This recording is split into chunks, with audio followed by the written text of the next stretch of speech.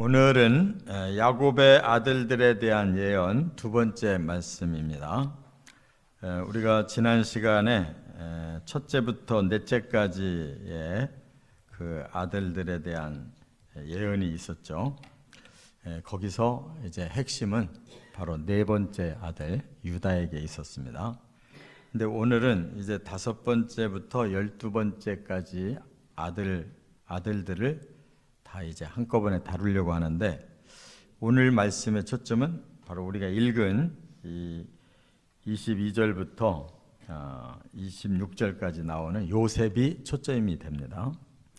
그래서 한 단어로 이렇게 좀 요약하면, 유다는 영적 장자권을, 요셉은 육적 장자권을 받았기 때문에 바로 야곱의 기도가 그렇게 내용이 돼 있고, 역사는 그렇게 흘러서 두 사람의 그 두 지파에서 결국 인물들이, 그 이스라엘을 이끄는 인물들이 나옵니다.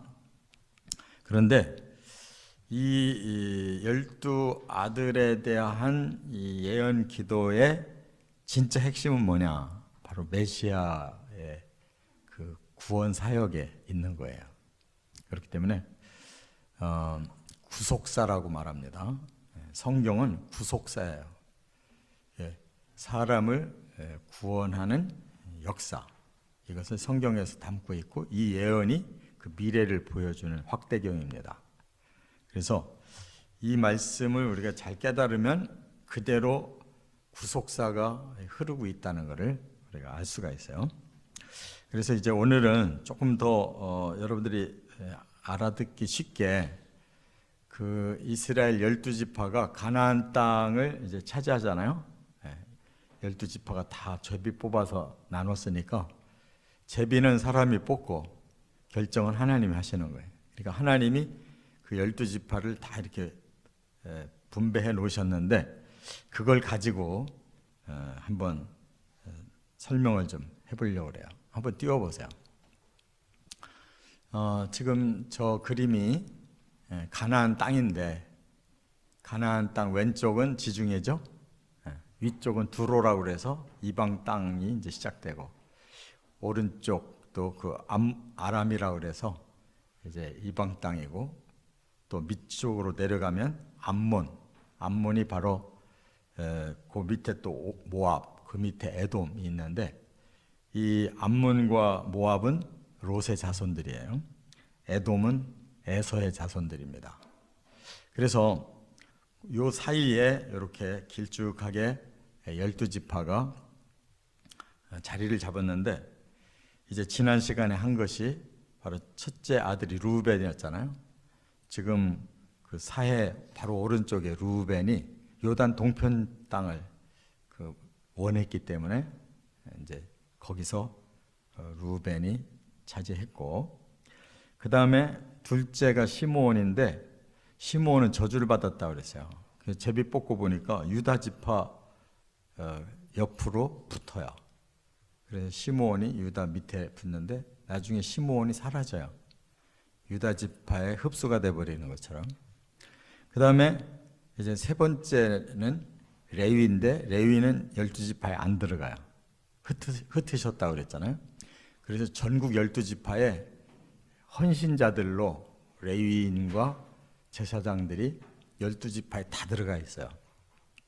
다 성읍을 하나씩 줘가지고 12지파를 섬기게 했어요. 그러나 역사 속에서 그렇게 전국으로 나누어서 섬기는 가운데 그들이 살아남아요. 레위지파가. 왜냐하면 북쪽은 다 끝장나지만 남쪽은 정통성 오랫동안 지켰기 때문에, 그래서 살아남고, 바로 네 번째가 유다가 지금 보이듯이 중심부의 아래쪽을 다 유다가 차지하니까, 여긴 땅도 그렇고 지역도 그렇고 중심 인물이 될 수밖에 없어요. 바로 여기에 이제 예루살렘이 있고 베들레헴이 있는 거예요.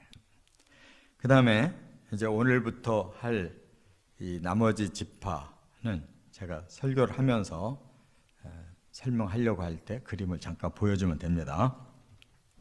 자, 그러면 이 남은 지파들을 설명하는데 좀 복잡해서 제가 이 아들들의 이름이 어디서 나오냐면 30장에서 나와요. 하란에서 야곱이 이제 라헬을 사랑해가지고 결혼하려고 했는데 외삼촌이 바꿔치기 했어요. 언니 레아를 먼저 줘가지고 이제 결국은 두 여자가 아내가 됐는데 두 여자가 서로 자식 낳기 경쟁을 해요. 그래가지고 레아는 자식을 잘 낳아요. 넷을 쭉 낳았다고요. 그러고 나니까 라헬이 너무 막 시기 질투가 일어나 안 될 것 같으니까 빌하 자기 몸종을 줘요. 거기서 둘을 낳아요. 그런데 또 레아도 이미 넷을 낳는데도 불구하고 이제 경쟁 붙으니까 자기 몸종 실바를 줘가지고 둘을 낳아요. 그러고 또 그 레아가 또 생산이 또 둘을 낳게 돼요. 그리고 마지막에 이제 라헬이 요셉과 베냐민 낳는데 베냐민 낳고 죽은 거예요. 이렇게 돼서 이제 12명이 됐는데 그 순서대로 제가 사람들을 좀 묶어서 넷으로 한번 진행을 해볼게요. 첫째는 비라의 아들 단과 납달리에 대한 예언이에요. 앞에 넷은 이제 레아의 자식들이었기 때문에 이미 했고 그걸 보고 이제 비라를 줘서 누구를 낳냐? 단과 납달리를 낳았단 말이에요. 그래서 여기 16절부터 18절 그리고 21절에 나오는데 여기 단을 보시면 어디냐면 지금 유다 바로 위에 보세요. 유다 바로 위에 왼쪽에 단이 있죠. 그 다음에 납달리는 저 갈릴리 바로 위에 납달리라고 있어요. 이렇게 두 아들을 비라가 낳았단 말이에요. 몸종이. 그런데 뭐라고 예언했느냐? 이 단은 뱀과 독사같이 물어서 상대를 해친다고 그랬어요. 그러니까 별로 좋은 예언이 아니에요. 여기에 지금 처음에는 자리를 잡았는데 이 지역이 블레셋이 강해요. 그래서 블레셋에게 공격을 당하니까 이들이 두려워서 싸들고서 저 북쪽으로 피난 가요. 그래서 어디에 정착하느냐면 지금 보시면 납달리라고 그랬는데 그 자기 형제가 받은 납달리 지역 상부로 올라가서 거기서 이제 단지파가 커지는 거예요. 그렇기 때문에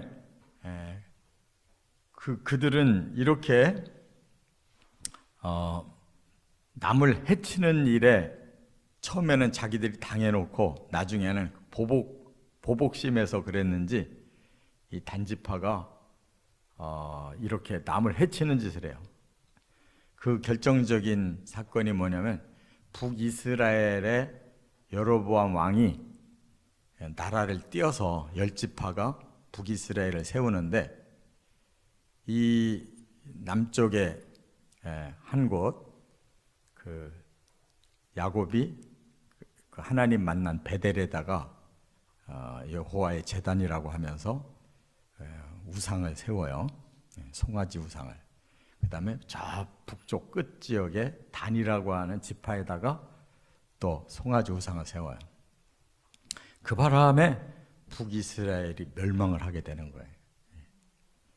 이와 같이 단은 결국 블레셋에게는 강해야 되는데 약해가지고 도망가 놓고 또 우상에는 강해가지고 오히려 민족을 망하게 만드는데 앞장선 지파로 그래서 단지파는 끝나요.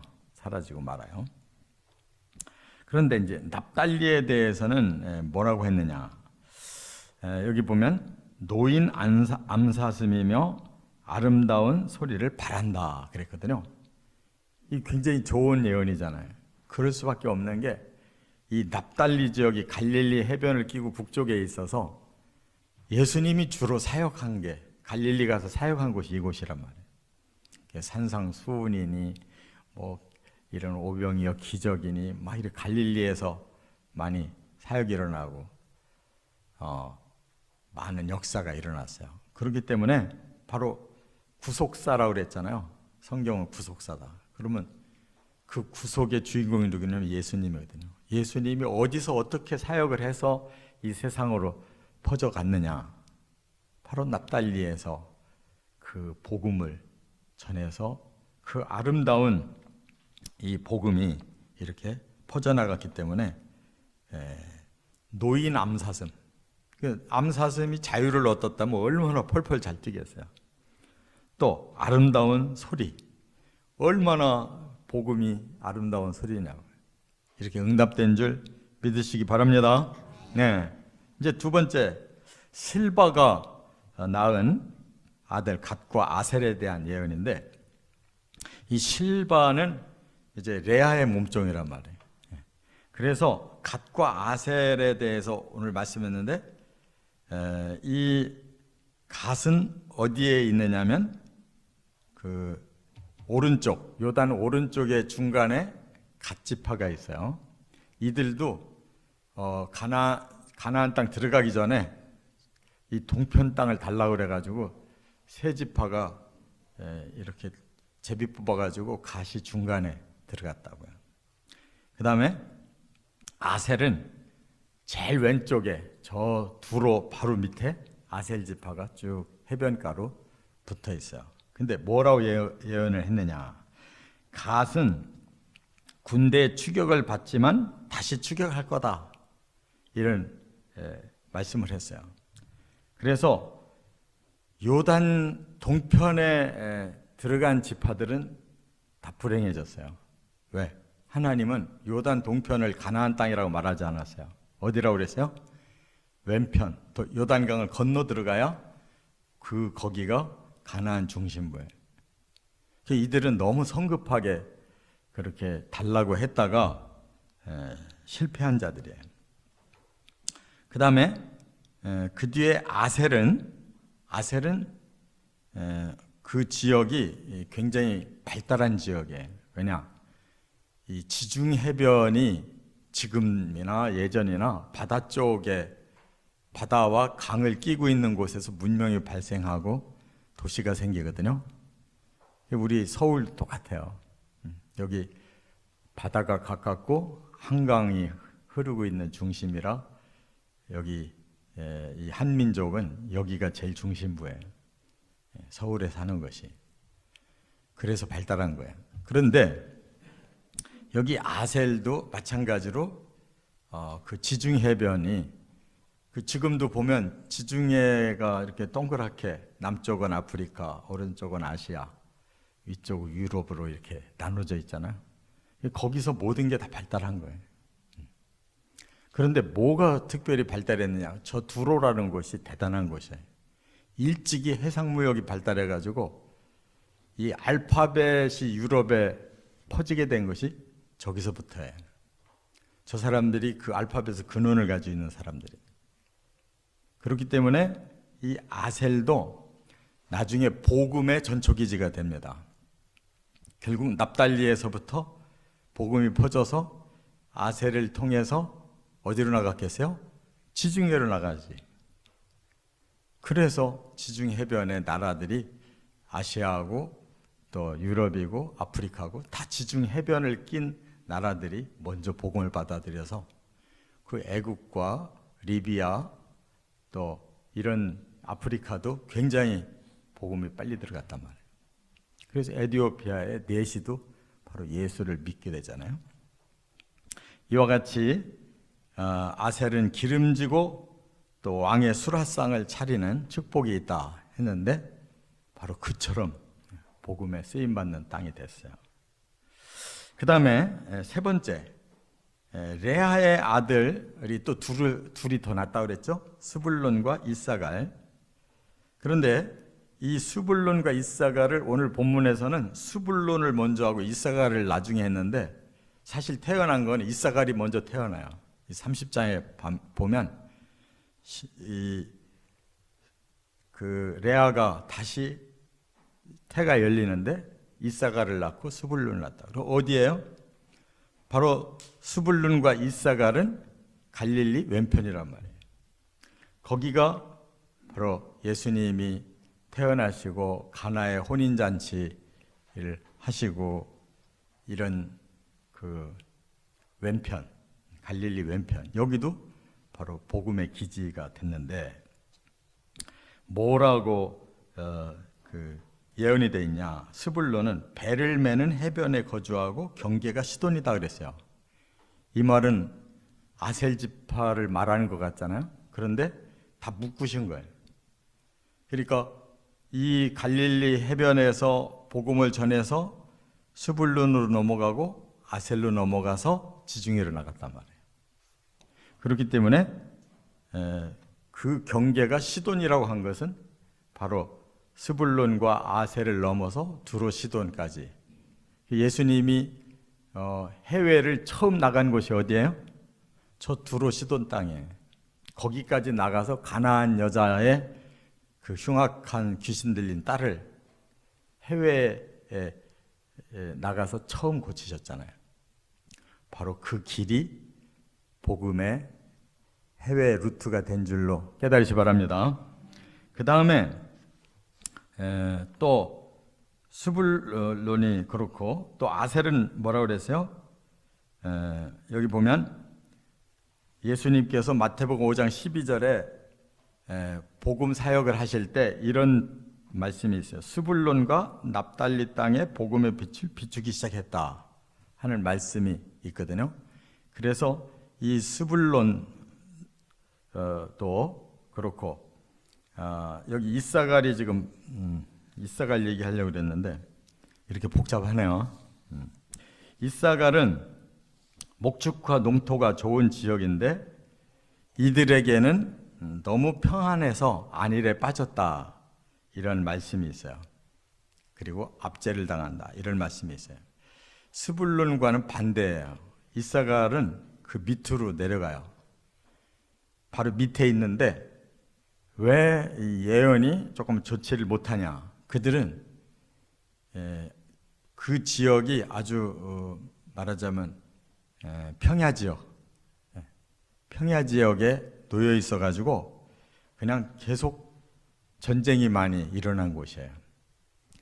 그래서 오히려 척박하고 힘든 곳에서 사람들이 도전을 받고 복음을 잘 전하고 이렇게 됐는데 오히려 이사갈 지역은 이렇게 아래로 서쪽 므낫세도 마찬가지로 그렇게 평야 지역을 차지한 자들은 일찍 타락해버려요. 그래서 별로 그 하나님의 구속사에는 별로 참여를 못했다 그 말입니다. 그 다음에 이제 네 번째 라헬이 대단히 중요한 여자잖아요. 야곱이 평생 마음을 두고 사랑해서 끝에 겨우 둘을 낳고 죽는데 요셉과 베냐민이에요.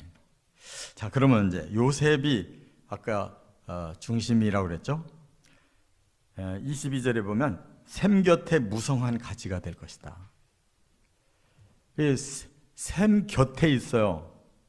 나무가 심어져 있는데 샘 곁에 있어요. 그러니까 얼마나 무성하겠어요. 그러니까 요셉은 잘 된다는 거. 복을 그가 받았고 나누는 자라는 거예요. 그래서 이 복을 두 배로 받아요. 요셉이라는 이름은 빠지고 요셉의 두 아들이 들어가요. 하나가 므낫세고 하나가 에브라임이에요. 큰아들 므낫세는 한번 보세요. 땅을 얼마나 받았는지. 요단강 오른쪽에 동편 므낫세가 저렇게 큰 땅을 차지했어요. 그 다음에 다시 가나안 땅에 들어가서도 또 다시 또 차지해요. 서쪽 므낫세를. 그러니까 지금 12지파 중에서 유다 빼고는 그냥 대부분 많은 지역이 므낫세 땅이란 말이에요. 그런데 그 땅이 두 몫을 받았잖아요.